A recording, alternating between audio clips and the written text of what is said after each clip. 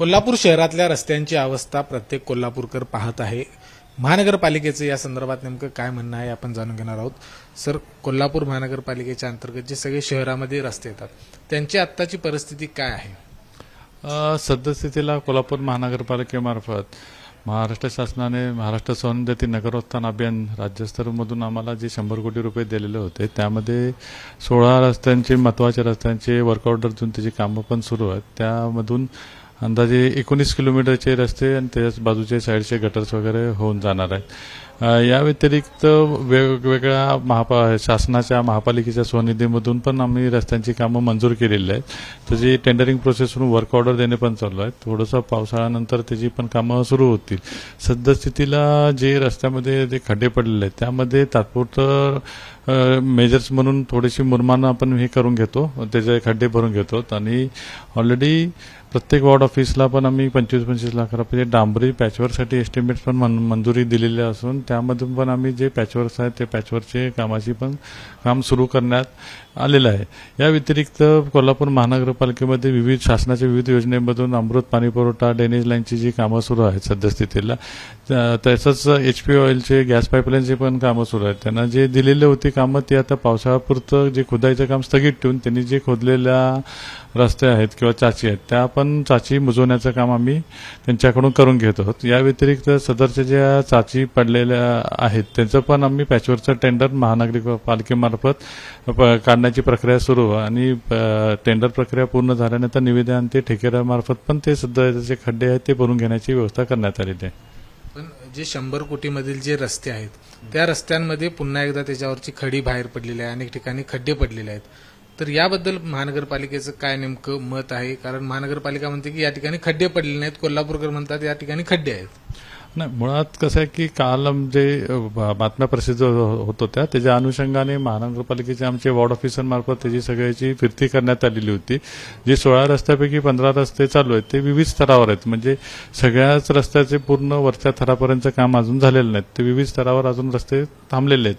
त्यापैकी फक्त जो छत्रपती शाहू महाराज होता म्हणजे दसरा चौक पासून बिंदू चौक, मिरजगड टेकडी आणि इंदिरा सागरचा रस्ता आहे त्या रस्त्यावर थोडंसं रस्त्याची वरची सिलकोट उडून गेलेल्याचं ते सकृत असे निदर्शनास आलेलं आहे. सांगायचं असं आहे की तात्पर्य की सदरच्या कॉन्ट्रॅक्टरचा DLP पिरियड हा 3 वर्षाचा आहे. त्यामुळे 3 वर्षाकरता कॉन्ट्रॅक्टरनी सदरचे रस्ते सुस्थितीने मेंटेन करणे हे आवश्यकच आहे. पाऊस पडून जो रस्ता खराब झालेला आहे त्याचा सिलकोट हा पावसाळा संपल्यानंतर परत आपण मारून घेऊ.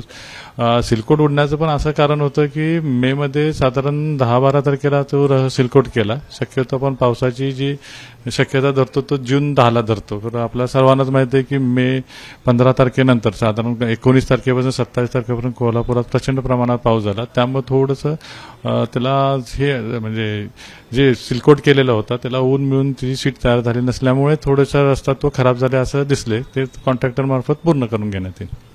टिंबर मार्केट परिसरामध्ये हा जो तुम्ही रस्ता म्हणताय तो खूप वर्षांनी झाला, चांगल्या पद्धतीचा झाला, मात्र ड्रेनेजच्या लिकेजमुळे टिंबर मार्केटच्या परिसरामध्ये तो खोदावा लागला परत रस्ता. नागरिकांची तक्रार आहे की कित्येक वर्षानं रस्ता झाला आणि परत लगेच 2 महिन्यात खोदला. ड्रेनेजचं तिथं खुदाई झालेली नाही. माझ्या मते होतं तो पाण्याची खुदाई झालेली होती. कारण तिथं कसं होतं की ऑलरेडी अमृतमधनं डाव्या उजव्या बाजूला म्हणजे इंदिरा सागरपासून नंगिवली चौकापर्यंत दोन्ही पाईपलाईन टाकून त्या चालू करण्याचा पण दृष्टीनं आमचे प्रयत्न चालू आहेत. या व्यतिरिक्त तिथं जे बेसमेंटच्या जे घरे होती त्या घरांचं तारखी तक्रार होती की पाणी आमच्या बेसमेंटमध्ये येत होतं. त्या अनुषंगाने आम्हाला जिथं वाटत होतं की बाबा काहीतरी पाण्याचं लिकेज असेल तो खुदाई करायला गेल्यानंतर तिथं शाहूकालीन पाट सापडला. त्या पाटाचं पाणी त्या पाटातनं वाहूनच ते झिरपून येत होतं. असं नव्हतं की पाण्याचं लिकेज होतं. बऱ्याच अंशी जे जुना कळंब्यातनं पाणी डायरेक्ट पाण्याच्या खजिन्याला येत होतं त्या पाटामुळं ते पाणी झिरपून त्या लोकांच्या बेसमेंटमध्ये जात होतं. त्या अनुषंगाने पाणी पुरवठा विभागानं पण त्याबाबत योग्य ते उपाययोजना केलेल्या आहेत. त्यामुळे ते खोदाई करायला लागले. आता सध्याचं ते बाकीची पाईपलाईन नवीन टाकल्यामुळे पुन्हा असं काय घटना होणार नाहीत. दररोज कोल्हापूरकर माध्यमांकडे येऊन सांगतात की या ठिकाणी रस्ता चुकीचा झालेला आहे, या ठिकाणी खड्डे पडले आहेत, या ठिकाणी मुरमाने रस्ता भरण्यात येतोय. मात्र काल बोलताना आपण असं म्हटलं की चुकीच्या बातम्या किंवा अफवांवर विश्वास ठेवू नका. बातम्या चुकीच्या आहेत असं वाटतंय तुम्हाला? तसं नाही, 100 कोटीचे रस्ते खड्ड्यात गेले ही जी बातमी होती, ह्या बातमीच्या अनुषंगानं काल मी जे हे केलेलं होतं, जे खड्डे पडलेले आहेत त्यात बऱ्याच अंशी असं असतात की बऱ्याच रस्त्यांची DLP वगैरे संपून बऱ्याच रस्त्याला डांबर पडलेलं नसते आणि बऱ्याच वेळा आपण असं करतो की रस्त्यांचं पुनर्पृष्टीकरण केलं जातं. मूळ रस्ता करत असताना बेसपासून सब बेसपासून आपण जर केला तर तो रस्ता स्ट्रॉंग स्टडी राहते. पुनर्पृष्टीकरण करण्यात येत असते, त्यामध्ये अनेकदा लोकांच्या पाण्याचे पाईप लिकेजेस असतात, जुन्या पाईप झाल्या असल्या तर, किंवा ड्रेनेजच्या खुदाई केलेली असते. थोडंफार प्रमाणात जे काही मी मगाशी म्हटल्याप्रमाणे DLP मध्ये जे रस्ते आहेत, कॉन्ट्रॅक्टरचे जे खड्डे पडलेले आहेत ते नक्कीच त्यांच्याकडनं दुरुस्त करून घेण्यात येतील. असं आहे. विविध कारणामुळे थोडेफार ठिकाणी रस्ता खराब होतो, हे पण होऊ शकते. तसं असं कोल्हापूरकरांना सुस्थितीत दर्जेदार रस्ते महानगरपालिका देईल?